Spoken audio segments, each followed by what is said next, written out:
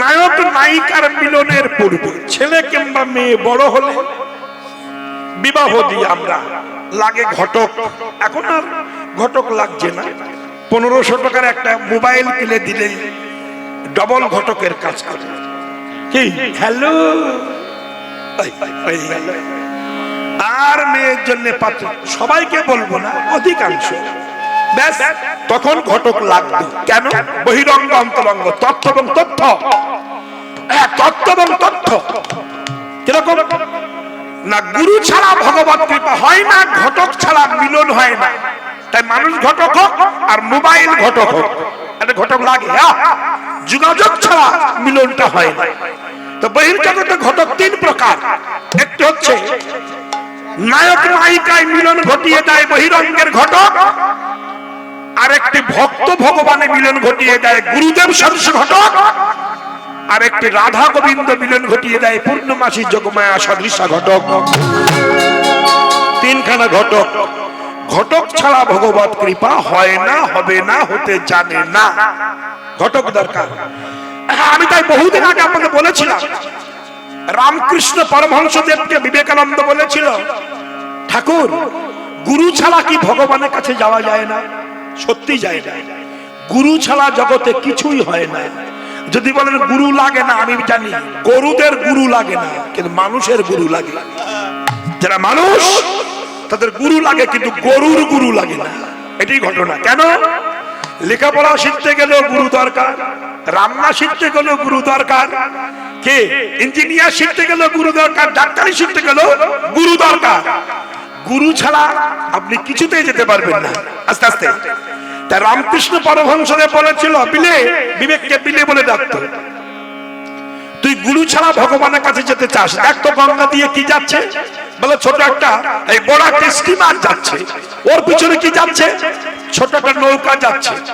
রামকৃষ্ণদেব বলেছিলেন, আচ্ছা বিলে বলতো ওই স্টিমারটা চন্দননগরে পৌঁছাতে কতক্ষণ লাগবে? বিবেকানন্দ বললেন, তা ঘন্টা 5-10 লাগবে। ছোট নৌকাটা কতক্ষণ লাগবে? ঘন্টা 30 লাগবে। বিবেকানন্দ বলছে এবার, রামকৃষ্ণ বলছে এবার বল, ছোট নৌকাটা যদি স্টিমারের পিছনে বেঁধে দেওয়া যায় তাহলে কতক্ষণ লাগবে? বিবেকানন্দ বলছে, ঠাকুর এই জন্য লোকে তোমারে পাগল বলে। কেন? স্টিমারের পিছনে ছোট নৌকা বেঁধে দিলে স্টিমারের যে টাইম লাগবে, ছোট নৌকা সে টাইম লাগবে, তুমি বোঝো না? বলে আমি তো বুঝি, শালা তুই তো বুঝিস না। আমি বুঝি, তুই বুঝিস না। কথা ভাষা আস্তে। বলে কিরকম? সব স্টিমারের পিছনে ছোট নৌকা বেঁধে দিলে স্টিমারের গতিতে যেমন ছোট নৌকা ঘাটে পৌঁছায়, তেমনি গুরুর দেহ হলো ভজনযোগ্য দেহ, শিষ্যের দেহ ভজনহীন দেহ। তাই ভজনযোগ্য গুরুর চরণে ভজনহীন শিষ্যের দেহটা বেঁধে দিলে গুরুর ভজনের দ্বারা বিদায় গৌর হরি বল বলতে বলতে শিষ্যের দেহটা পৌঁছে যায় ভগবানের কাছে। যারা বোঝে না তাদের বোঝানো যাবে না। আস্তে আস্তে আস্তে কি বোঝানো যাবে? অনেকে বলে, দেখবেন আমাকে বুঝিয়ে দেন তো। একজন বলছে, আমাকে বোঝাতে পারলে আমার বউ তাকে দিয়ে দেবে। বউ বলছে, ও গো তুমি বলো, তোমার ছাড়া বাঁচবো না, দিয়ে দেবে। বর বলছে, ওরে আমি বুঝলে তো তোরা দেবো, আমি বুঝবোই না, তাহলে দেবে কি বলে? এই ঘটনা। যারা বোঝে না বোঝে না। বৌদি 200 টাকা দেবেন, 200 টাকা দিয়েছে। 2 মাস পরে 200 টাকা ফিরিয়ে দেওয়ার সময় 220 টাকা দিচ্ছে। বলে এটা কি গো 220 টাকা? বলে এটা তোমার টাকার বাচ্চা হয়েছে। তা বৌদি বললো, বাহ, তাহলে মাঝে মাঝে নিয়ে যাস। এইবার 2 মাস পরে বৌদি 200 টাকা দাও। 200 কেন, তুই 2000 নিয়ে যা, বাচ্চা দেবে তুমি। কি এইবার 2000 দিয়েছে। 2-5 মাস আর ঠাকুরপোর সঙ্গে দেখা নাই। 5 মাস পরে রাস্তায় দেখা, ও ঠাকুরপো, সে টাকা দিলে না তো, তুমি বলে বাচ্চা সমেত দেবো। ঠাকুরপো বলছে যে বাচ্চা হবার সময় মরে গেছে। কি হবে? যে বোঝে না তাকে বোঝানোই যাবে না। কি আস্তে। কিছু কিছু মানুষ আছে, হরে কৃষ্ণ, যে বোঝে না তাকে বোঝানো যাবে না, কিন্তু যে বোঝে সে অনেক কিছু বুঝে। তার দ্বারা অনেক কিছু হয়, তার দেহের ফিটিংস দেখলে হবে না। যেমন একজন পালোয়ান বিশাল মোটা, এই লম্বা, 10 কেজি একটা পাথর আঙুলের চাপ দিয়ে ভেঙে দিয়েছে পালোয়ান। আস্তে লোকে দেখছে, হাজার হাজার মানুষ। এবার একটা পাতি লেবু কেটে এমন ভাবে চাপ দিয়ে রস বার করেছে পালোয়ান, বলছে আমি চেপে ফেলে দিলাম, এর থেকে যদি কেউ 1 ফোঁটা রস বাস করতে পারে 1 লক্ষ টাকা দেবে।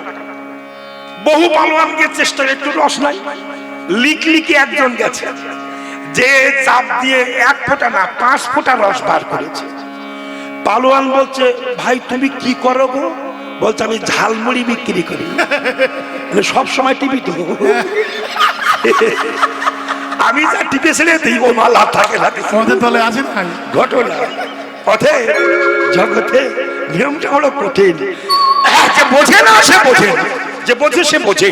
তাই মহাজন বললেন, এই যে নায়ক নায়িকার মিলনের পূর্বে ঘটক যদি ভালো হয়, লেকচারে 13 মেয়ে লক্ষ্মী হয়। এই মেয়ে যদি মেয়ে টেরা হয়, কেমন টেরা বাবা দেখি? ছেলে বলল তোমাদের মেয়ে টেরা, ঘটক বলে লক্ষ্মী টেরা, বাড়ি নিয়ে যাও, ধান বেশি হবে। ঘটক যদি ভালো হয় 1 মেয়ে 10 বার বিয়ে হয়, হয় না? যদি ঘটক ভালো হয়, জানি তো এখানে কেমন মহাজনস্য গতস্য পন্থা। নায়ক নায়িকার মিলনের পূর্বে দর্শন সবল জাত যে রতির উন্মেষ হয়, মহাজন বিচার করিয়া তাহাকে পূর্ব রাগ কহেন। এইবার আমার কৃষ্ণ শ্রীরাম সুদামের মদন পানে চাইতে চাইতে সুবলের মদন পানে চেয়েছে। হঠাৎ রাধা বদন মনে হয়ে গেছে। আস্তে আস্তে কথা নয় মায়েরা, কথা নয়, হাতের বাঁশিটা মাটিতে ফেলে রেখেছে। রাধা নামে সাধা বাঁশি, এই বাঁশি মাটিতে ফেলে রেখেছে, বাঁশি বাজে না। সুবল বলছে, কানাই তোর নীলুৎ পলের মতো বদন। ভাষাগুলো বুঝবেন, এগুলো না বুঝতে কিন্তু কীর্তন ভালো লাগবে না। ভাষাকে উচ্চ মার্গে আমরা অনেক সময় ঠকি। আমি আর রাম একবার বীরভূমে কীর্তন করতে যে ঘুরে বেড়াচ্ছি, একজন মাইকে বলছে, ভাই সাহেব মাত্র 10 টাকায় চিরজীবন বসে খাবেন, সারা জীবন খাবেন বসে বসে, মাত্র 10 টাকা। আমি বললাম গান গাওয়ার দরকার নেই, চল যাই। 20 টাকা দিয়ে বলছি দেন, সারা জীবন বসে খাবো। ও চটের বস্তার মধ্যে থেকে 2খানা কাঠের পিঁড়ি বার করেছে, বলছে এই নেতে বসে বসে খাবেন, যান। এই জ্ঞান থাকার দরকার। তাহলে বোঝা বলে শোনা। সুবল বলছে, কানাই নীলুৎ পলের মতো বদন, চপলে লাঞ্ছিত বদন, খনপ্রভা পরাভূত বদন, সৌদামিনী জড়িত বদন, অর্ক লাঞ্ছিত বদন, ভাস্কর পরাভূত বদন, মদন তাড়ানো বদন, মদন বেটে মাখানো বদন, দর্পণ অর্পিত বদন, কন্দর্পের দর্পহারী বদন, অপাকিত নবীন মদন, আমার কামনি সুদন মদন মোহন বদন শুকিয়ে গেছে। কানাই কি হয়েছে বল, তোর কি হয়েছে বল কানাই? বাঁশি কেন মাটিতে পড়ে আছে? কানাই বল ভাই বল, অনুক্ষণ হয়ে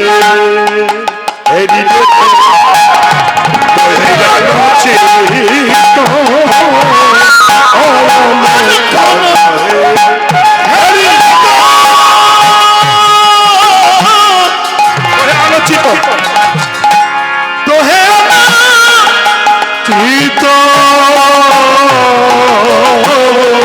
কানাই দূরে গেল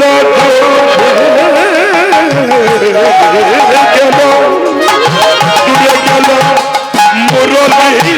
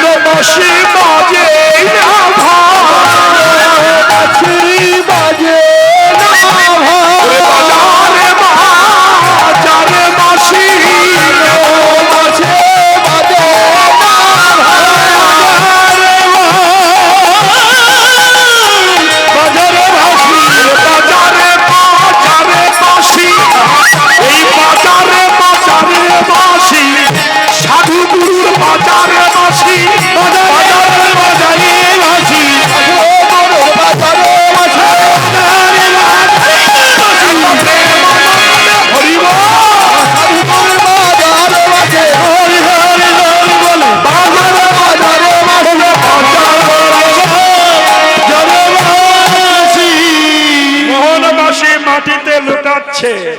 এই কথা বলো কেন? বাঁশি মাটিতে লোটাচ্ছে, বাঁশি বাঁশি হয়ে গেছে। কানাই তোর বাঁশি বাজে না কেন? এই বাঁশি, এই যে বাঁশের বাঁশি দেখেছেন আমাদের পিছনে বাঁশি বাজছে না? এই বাঁশির বাঁশি শুনে গোপীগণ গৃহত্যাগ করেছিল। এই বাঁশি এত মধুর, কিন্তু সুর জ্ঞান দরকার। যার সুর জ্ঞান নাই তার বাঁশি বাজিয়ে লাভ কি? আচ্ছা, বাঁশিটা মাটিতে পড়ে আছে। বাঁশি বলছে, গোবিন্দ তুমি তো জানো পূর্ব জন্মে তুমি ছিলে রামচন্দ্র, আস্তে আস্তে রাম, আমি ছিলাম হরধনু। এই হরধনু ভৃগুরামের কাছে দিয়েছে। ভৃগুরাম এই হরধনু নিয়ে মহেন্দ্র পর্বতে যাচ্ছিলেন সাধনা করতে। জনক রাজা বলেছিল, ওগো ভৃগুরাম দাঁড়াও, আমার কন্যা সীতাকে তুমি বিবাহ করো। আস্তে আস্তে ভৃগুরাম বলেছিল, না, আমি পর্বতে গিয়ে সাধনা করব, তারপরে বিবাহ করব, তার মধ্যে যদি কন্যা সাবালিকা হয়। ভৃগুরাম বলেছিল, এই হরধনু রেখে যাচ্ছি, যে ভাঙতে পারবে মেয়ে তার সঙ্গে দেবে। ব্যাস, এটা প্রচার হয়ে গেল। সবাই ভাঙতে গেল, ভাঙা পড়ল না। অসুরেরা ভাঙতে গেল, অসুর ভাঙা পড়ল না। আস্তে কথা নয়, কথাগুলো বুঝবেন, কথাগুলো মন দিয়ে বুঝবেন। অসুররা ভাঙতে গেল, ভাঙতে পারল না। হাতি নিয়ে গেল, ভাঙতে পারল না। কেন? বাঁশের বাঁশি হলেও সে ভক্তিতে বাধা পড়ে গেছে। ভক্তি দরকার তো। এই দেখুন, জগন্নাথ ধামে তো গেছেন। এই জগন্নাথ ধামে একবার হনুমান রাম ভক্ত ছিল। হনুমান শুনেছিল যে আমার রাম জগন্নাথ হয়ে লীলা চলে আছে, আমি একটু দর্শন করতে যাব।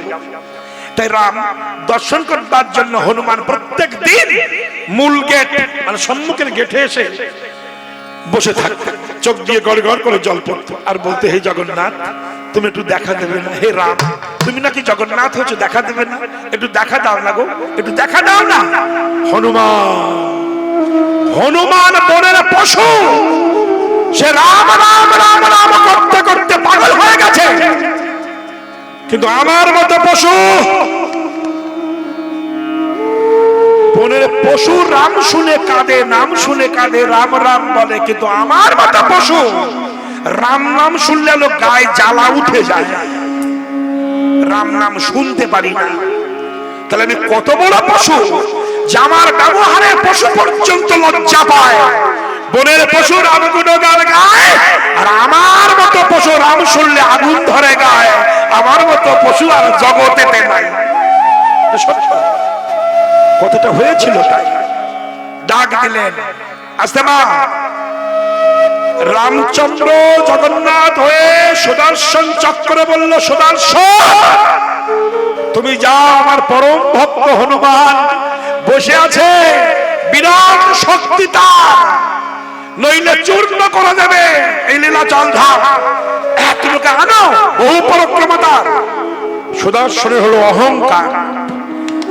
যে ভগবান সারা পৃথিবীকে রক্ষা করে, সুদর্শন তাকে রক্ষা করি, আমার চেয়ে বলবান সে কে?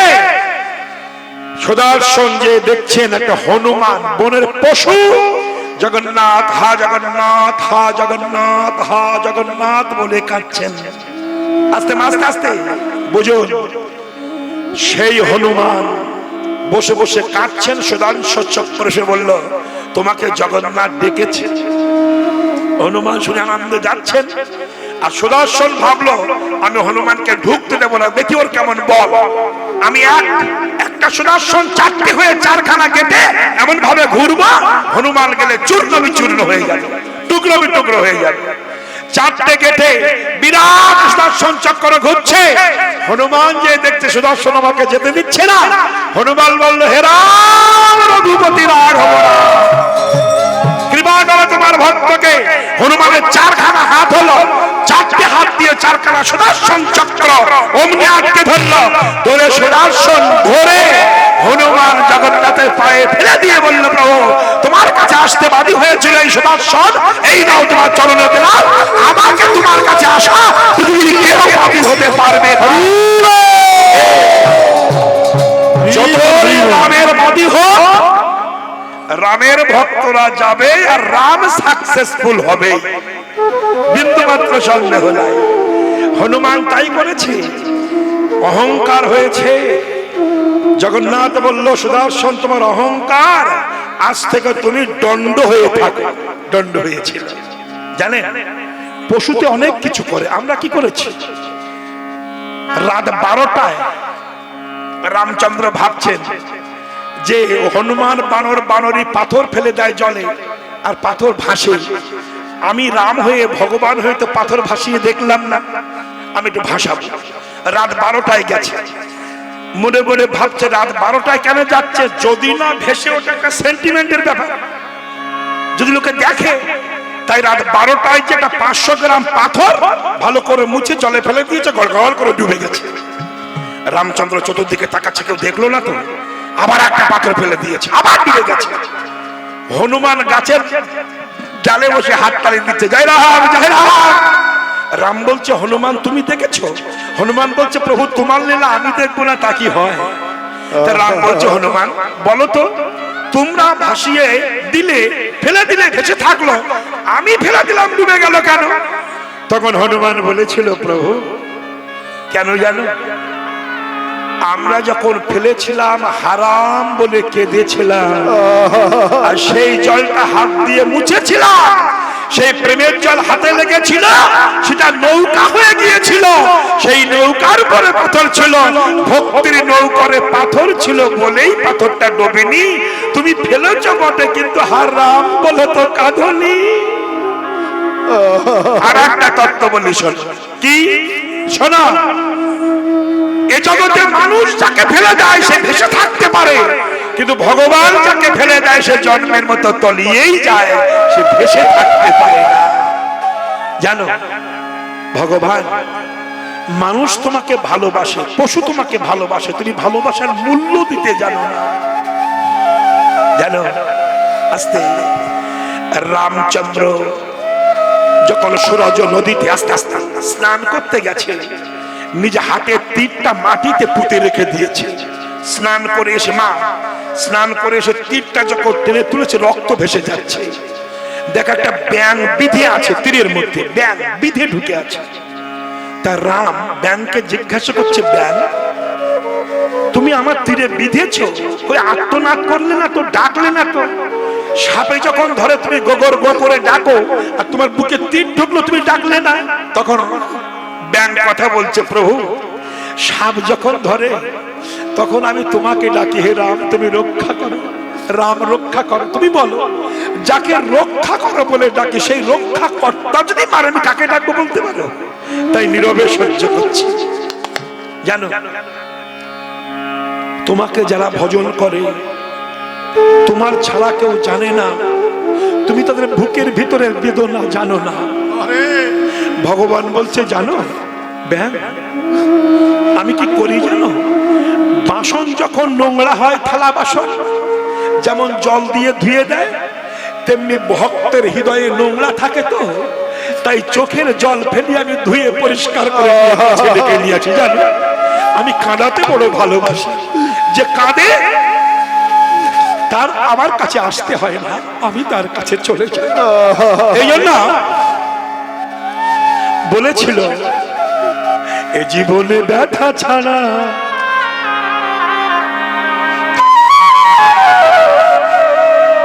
এ জীবনে ব্যথা ছাড়া আর কি। আমি মনের ব্যথা মনে লয়ে,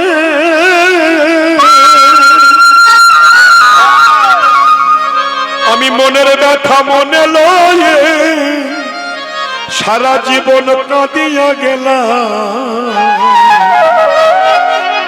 এ জীবনে ব্যথা ছাড়া আর কি,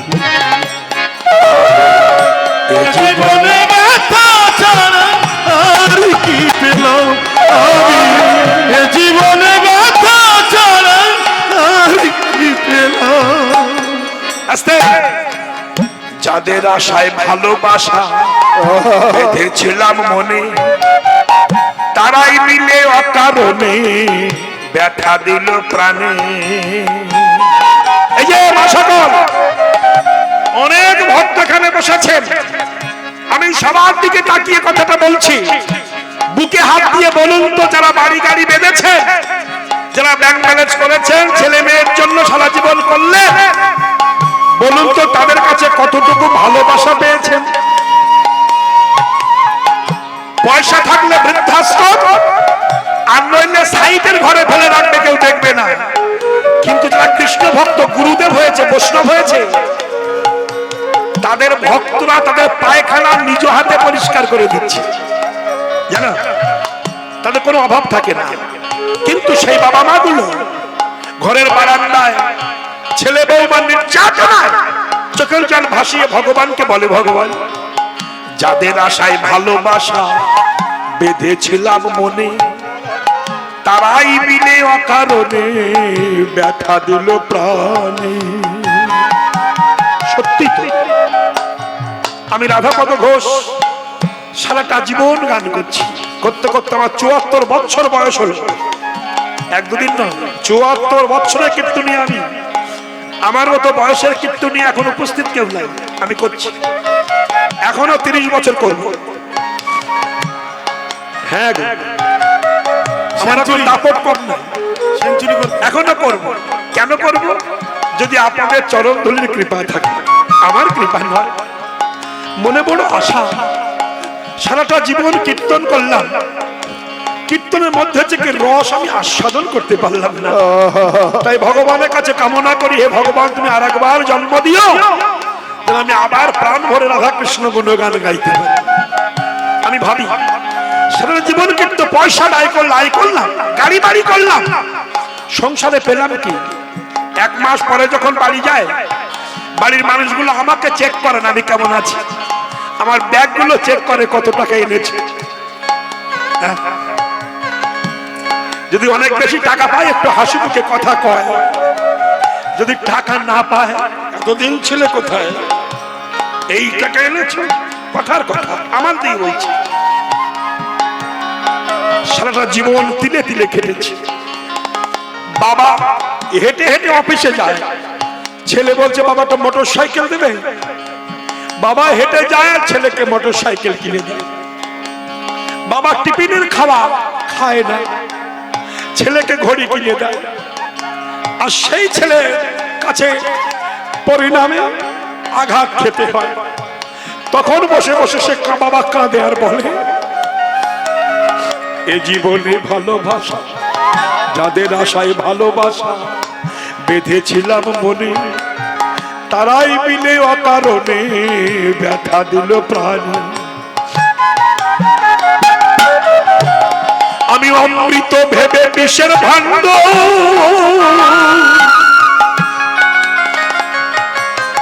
মনরে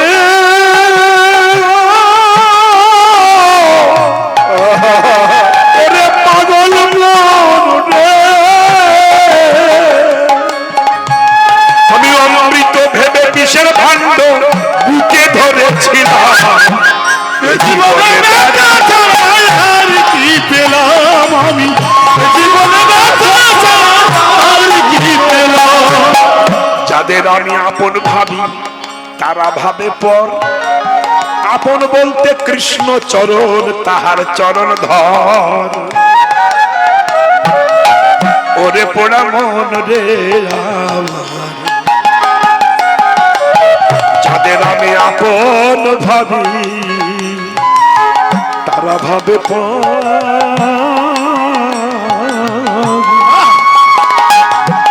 আপন বলতে কৃষ্ণ চরণ, তাহার চরণ ধর। আমার হোম যজ্ঞের বিশুদ্ধ ঘি, আমার হোম যজ্ঞের বিশুদ্ধ ঘি সারা জীবন ভস্যে ঢেলে গেলাম, জীবনে ব্যথা ছাড়া আর কি পেলাম আমি, জীবনে ব্যথা ছাড়া আর কি পেলাম আমি, জীবনে ব্যথা ছাড়া আর কি পেলাম। কত মাতা কত পিতার বুকে জ্বলতে দুঃখের চিতা, দিবানিশি জ্বলছে চিতা, কেউ তো দেখে না।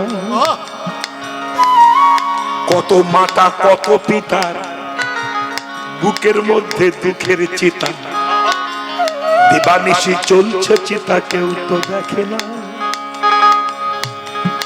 রাধা পদর দুঃখের কথা, এই রাধা পদ দুঃখের কথা, রাধা পদ দুঃখের কথা শুনবার মানুষ পেলাম না। জীবনে ব্যথা ছাড়া আর কি পেলাম, জীবনে ব্যথা ছাড়া আমি, জীবনে ব্যথা ছাড়া আর কি পেলাম।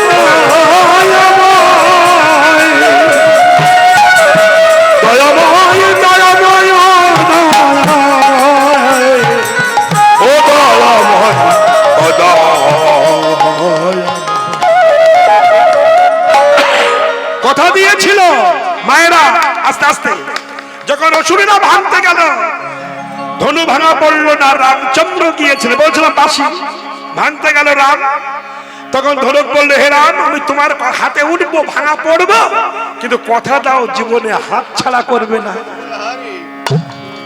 রাম বলেছিল, কথা দিলাম এই যুগে তুমি হরধনু হয়ে থাকবে, দাপর যুগে মোহন বেনু হবে, কলিকালে হবে হাতের দণ্ড।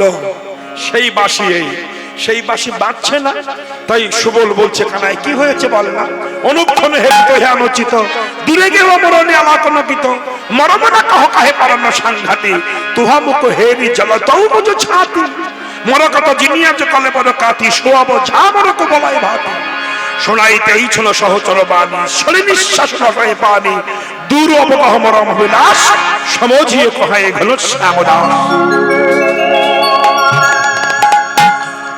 যমুনায় স্নান করতে এসেছিলেন রাধারানী, রাধা বদন দেখেছেন কৃষ্ণ, বদন দেখে সেই বদনের কথা মনে হয়েছে, বাসিটা ফেলে রেখেছে।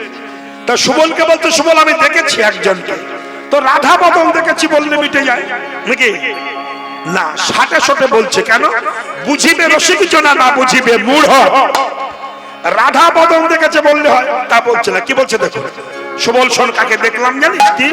আরে শোনো হে জীবন সাথা, ওরে সাথা শোনো হে জীবন সাথা, সোনার প্রতিমা কি দিব উপমা, সোনার প্রতিমা কি দিব উপমা, কিনারে দেখা, সোনার প্রতিমা কি দিব উপমা, কিনারে দেখা, দেখে দেখে এলাম মতন টানো কত, দেখে এলাম মতন টানো কত,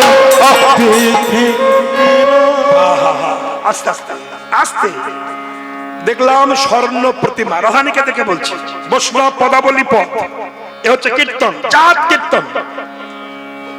এই জায়গাটা আমি অন্য জায়গায় গান করি, কিন্তু এই বাকরাহাট রাধা গোবিন্দ জিউ মন্দির, চতুর্দিক থেকে শ্রোতা আছেন, উচ্চ শিক্ষিত জ্ঞানী শাস্ত্রজ্ঞ পণ্ডিত বসে থাকেন।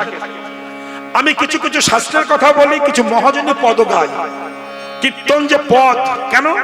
রাধা কৃষ্ণ এখানে আছেন মন্দিরে, উনি বসে কীর্তন শুনছেন, অতএব সেই কীর্তনটা একটু বিশুদ্ধ হওয়া উচিত। কিন্তু এই কীর্তন যদি কোনো কীর্তনিয়া বোঝাতে পারে, তখন গল্প কীর্তন আর ভালো লাগে না।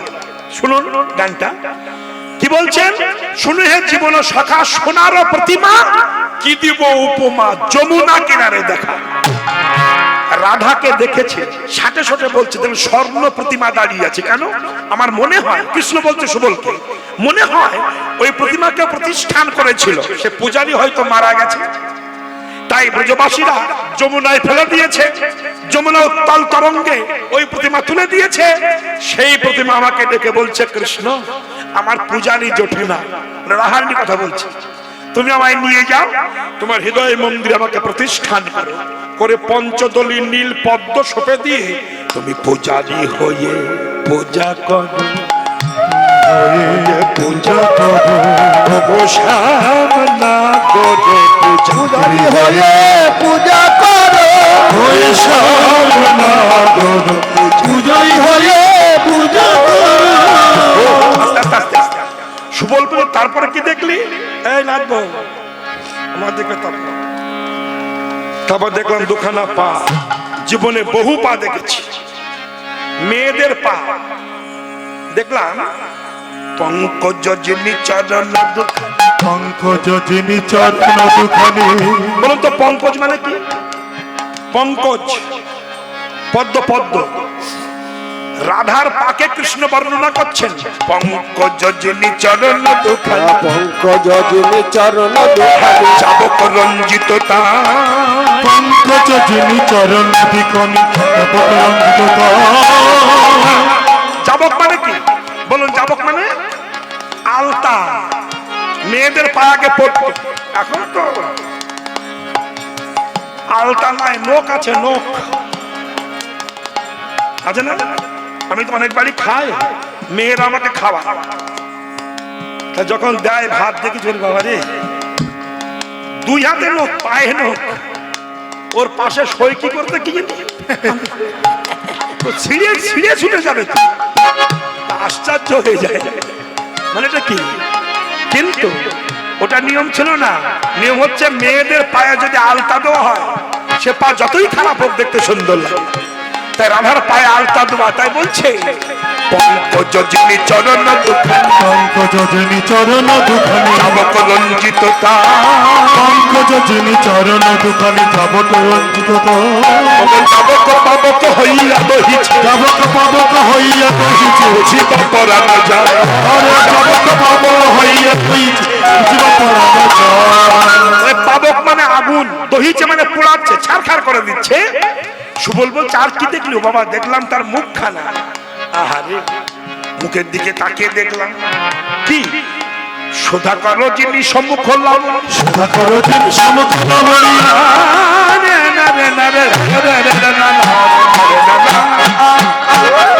সুধা করো যিনি সম্মুখ লাবণ। প্রশ্ন করি, বলুন সুধাকর মানে কি? মায়েরা বলুন। আর সুধাকর মানে আকাশের চাঁদ, তাই তো? সুধাকর যিনি, আস্তে আস্তে আস্তে আস্তে আস্তে, সম্মুখ লাবণী। লাবণী কাকে বলা হয়? আস্তে দেখবেন, মা কথা বলবেন না। যাত্রা হলে মাইকে বলে ভাই সব যাত্রা শুনতে যাবেন, লাবণ্য ঝরিতে নায়িকা আসছে।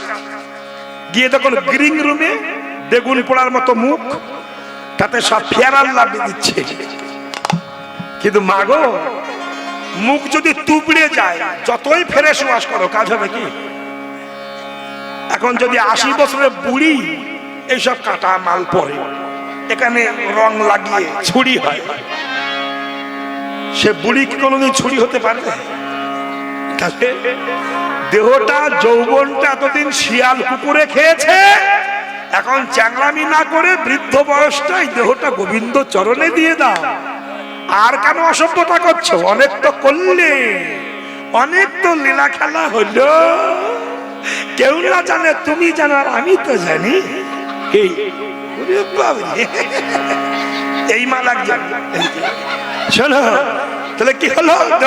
তাহলে সুধা করো যিনি, বলে না, লাবণী কাকে বলা হয়?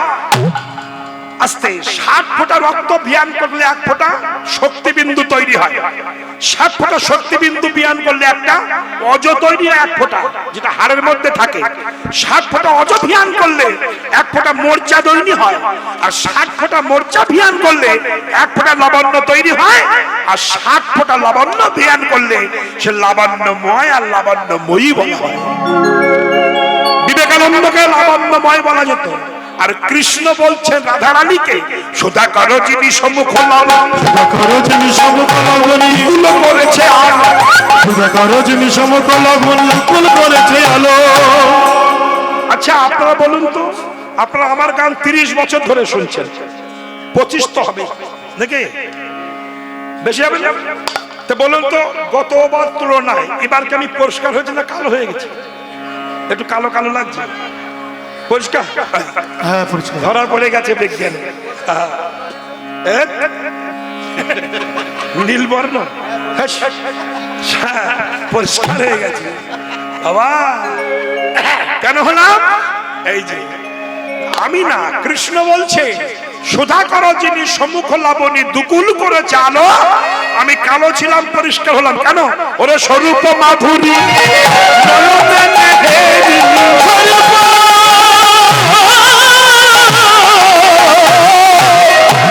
স্বরূপ মাধুরী নয়নে নেহেরি, উজালো বরণ কালো। উজালো বরণ কালো। ভাষা পুরো কঠিন, খুব আধ্যাত্মিক জগতের কথা তো, সব না বুঝলে ভালো লাগবে না। এই যে বাবা স্কুলে মাস্টারমশাই বলছে এই চুপ, শোন, এগুলো পরীক্ষায় আসবে। কি স্যার বলুন? গিলে খেলে বাচ্চা হয়, এই ডিম পাড়ে, আর চিবিয়ে খেলে বাচ্চা হয়। লিখে রাখ। কি বললাম? চিবিয়ে খেলে বাচ্চা হয়, আর গিলে খেলে ডিম পাড়ে। মাস্টারমশাই বলছে, ছেলেটি বলছে তাহলে আমার ঠাম্মা তো অনেক ডিম পাড়ে, কেন দাঁত নাই, গিলে গিলে খায়। তো ভাবছে আমি বাড়ি যাব, ঠাম্মার ডিম মামলেট করিয়ে খাবো। ঠিক আছে? ঠাম্মা, ঠাম্মা কি রে তুমি এত ডিম করলে কি? 20 বছর ধরে গিলে গিলে খাচ্ছ, বহু ডিম সাপ্লাই দিয়েছো, কোন হাটে বিক্রি করো? আমাকে দুটো মামলেট করিয়ে দাও। মানেটা কি? বলে মাস্টারমশাই বলেছে যে গিলে খায় সে ডিম পাড়ে, আর চিবিয়ে খায় বাচ্চা হয়, তুমি গিলে খাও। তো বুড়ি তখন মাস্টারমশাইয়ের কাছে বলছে, মাস্টারমশাই বুড়ো বয়সে ডিম পাড়াচ্ছ কেন? ভাষা বোঝে না, তার সঙ্গে কথা বলে লাভ আছে? তেমনি কীর্তনের ভাষা যে বোঝে না, তার সামনে কীর্তন গিয়ে সুখ হবে না। প্রত্যেকটা ভাষা বুঝিয়ে বলতে গেলে 10-20 ঘন্টা কীর্তন গাইতে হবে, কিন্তু আমি বেশিক্ষণ গাইবো না। 6টা বাজে, 6টা 5 এই কথা না, এবার বাচ্চা ঠিক কর। 6টা 5 হয়েছে, এরপরে ভোগারতি হবে, ভক্তরা দাঁড়িয়ে আছেন। তথাপি আমি আর একটুখানি গাইবো, আর গাবার মধ্যে এই পদগুলো দারুণ দারুণ পদ, একটু আস্বাদন করবেন, আমি আপনাদের বলবো। আস্তে, কোথায় যাইবো কেমনে পাইবো কেমনে ধরিব দেহা, বাসলি আদেশে কহে চণ্ডীদাসে সে ধনী মিলিবে তো। চণ্ডীদাসের পর তা বলছে সকালে সেই রমণী স্নান করে যাচ্ছে, যাওয়ার ভঙ্গিমা কেমন। আগের দিনে মেয়েরা যখন স্নান করে যেত দেখতেন ঘুমটা দিত, এরকম আগে মায়েরা ঘুমটা দিত, স্নান করে পুকুর থেকে যাচ্ছে, যদি কোনো পরপুরুষ সাইড নিত একটু ঘুরিয়ে দিত, যেই সাইড নিয়ে একটু দেখে নিত কেমন গেল। তা সেই রমণী যাচ্ছে, কৃষ্ণ বলছে সেই রমণী স্নান করে যাচ্ছে, যাওয়ার ভঙ্গিমা কেমন। হাতি যেমন মাথা ভারী হয়, কিছু দেখতে গেলে মাথা উঁচু করে দেখে না, মাথাটা সেটা থাকে, চোখগুলো পাকিয়ে দেখে। সেই রমণী স্নান করে যাচ্ছে, চোখটা পাকাতে পাকাতে দেখে মনে হলো যেন গেলে কামিনী গজ বিহসু পালকিনী কামিনী গজ হাসপালকিনী ইন্দ্রজালক কুশায়ক পাদন ইন্দ্রজালক কুশায়ক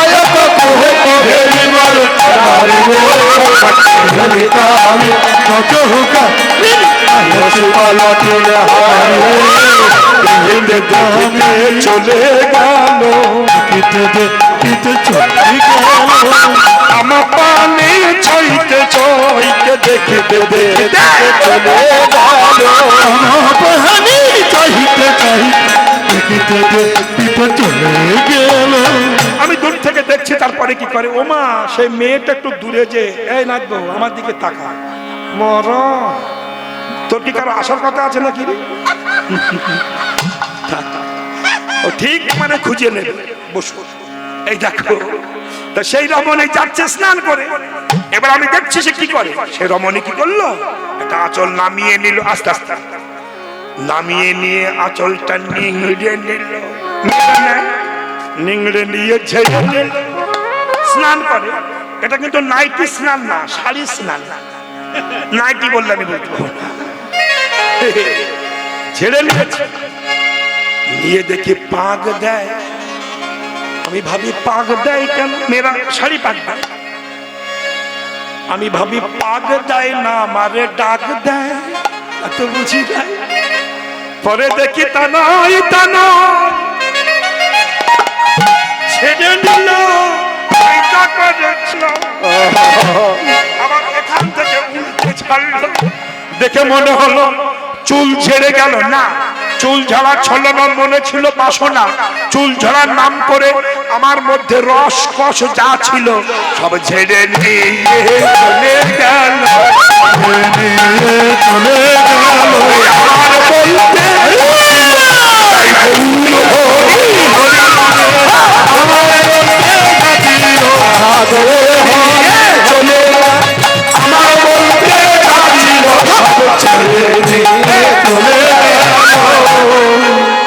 ও বাবা, আরেকটুখানি বলি। তারপর দেখি আবার দূরে গেল, আবার একটা আঁচল, এবার আঁচল নামাচ্ছে কেন, এবারও দেখি নেংড়াচ্ছে। এবার কি করবে, আবার দেখি ঝেড়ে নেয়। তারপর দেখলাম একটা আঁচলের উপর তুলে দেয়, এরকম দিয়েছে, এরকম দিয়েছে। কেন এরকম দেয় ছেড়ে?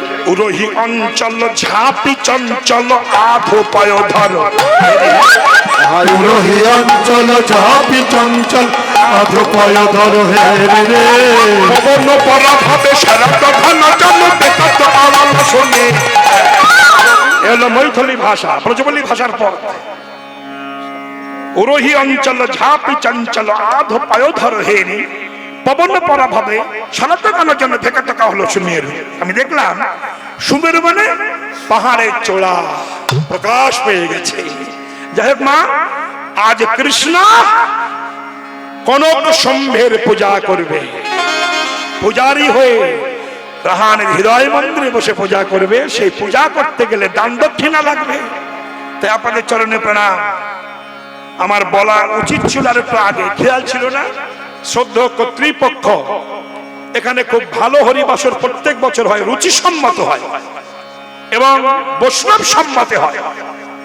আমি অন্য অন্য জায়গায় যোগ্য দেখেছি, সব বলবো না, কিছু কিছু অযোগ্য যোগ্য হয়, অনাচারী যোগ্য হয়, কিন্তু এখানে অনাচারীটা হয় না। বৈষ্ণবের দ্বারা পূজা হয়, ভোগ হয়। এখানে 10 টাকা যদি দান করেন, সে পয়সাটা ভগবানের সেবায় হয়। তাই শ্রদ্ধেয় কর্তৃপক্ষ আপনাদের কাছে যাচ্ছে, দয়া করে ভগবানের সেবার জন্য কিছু দান করবেন। কেননা সবাই সাহায্যের হাত বাড়িয়ে না দিলে এই অনুষ্ঠান চলবে না। অনেক পয়সা তো নষ্ট হয়। মায়েরা চঞ্চল হবেন না এবং উঠে যাবেন না, এই পয়সা দেওয়ার টাইম উঠে চলবে না, ভিক্ষাটা হয়ে যাক। এ ভাই খোকা, পিছন দিক থেকে যাও, ওদিক থেকে কেটে পড়বে কিন্তু। পিছন থেকে 2-4 জন যাও, সব সামনে হবে না। হ্যাঁ, হরে কৃষ্ণ, দাও মা, দাও দাও, খুচরো মাল দিও না। হ্যাঁ, 10 টাকা থেকে শুরু করো, ভগবানের সেবায় দাও। যাও মা, দাও, ভিক্ষা করে দাও, রাধা গোবিন্দকে সেবায় দেবে। তোমরা সবাই ভিখারি হও আস্তে আস্তে। হ্যাঁ, এই দেখো মা, এখানে যারা ভিক্ষা করতে যাচ্ছেন ভগবানের সেবার জন্য, এটা কেউ ভিখারি নয়, উচ্চ বংশের ছেলে তারা এবং মায়েরা, তারা ভগবানের সেবার জন্য ভিখারি সেজেছে। আপনারা দয়া করে ভগবানের সেবার জন্য এমন কিছু দান করবেন যাতে ভগবানের সেবাটা হয়, ভিখিরি মতো দান করবেন। চলুন যাই। তো সেই রমণীকে দেখলাম, ও বাবা সখারে সজনী ওধনীকে কহ বটে, ওধনীকে কহ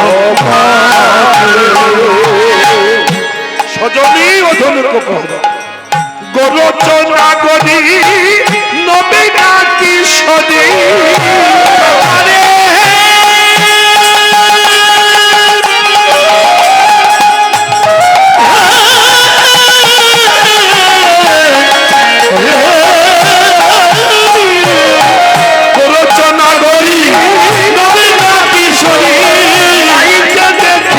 ঘাটে ঘাটে বসন করিয়া আসন মায়ের বাসনা করিয়া আসনা এলায়ে দিয়েছে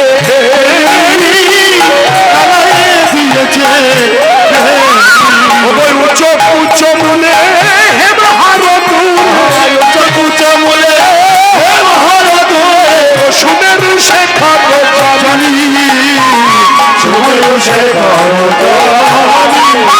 সুন্দর সুন্দর কথা আর বিলম্ব নয়।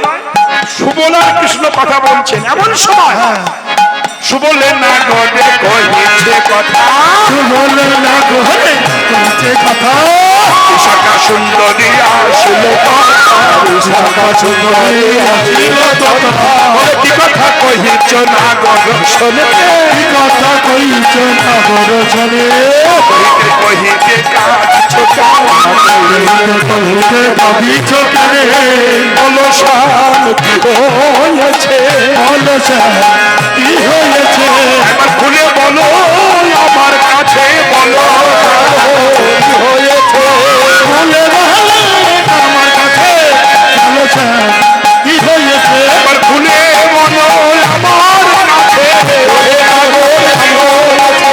বলে বলো আমার কাছে তোমার কি হয়েছে বলে বলো আমার কাছে বলো তোমার কি হয়েছে তাই বল হরি হরি বলে বলো কি বলো কি হয়েছে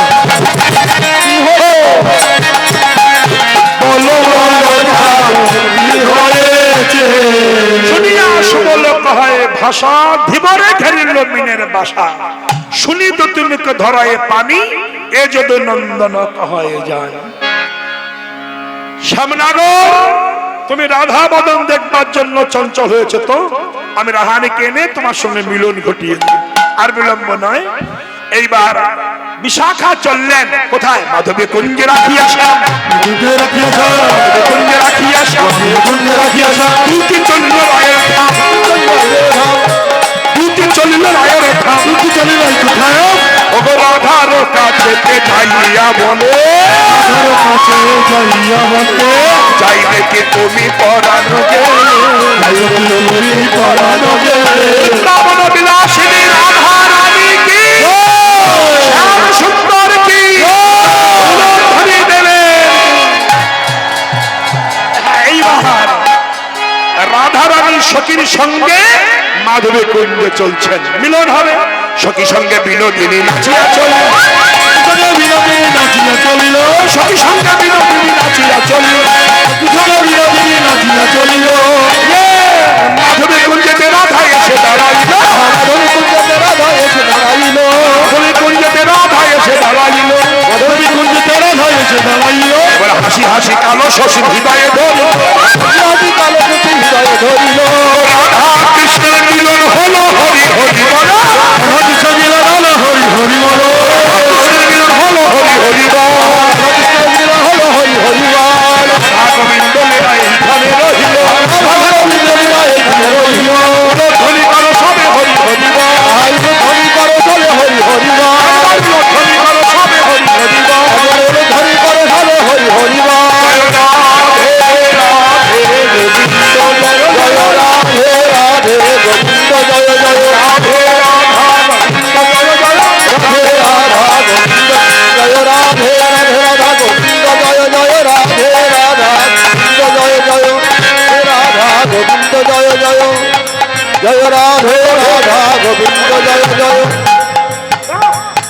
জয় রাধে রাধা গোবিন্দ জয় জয়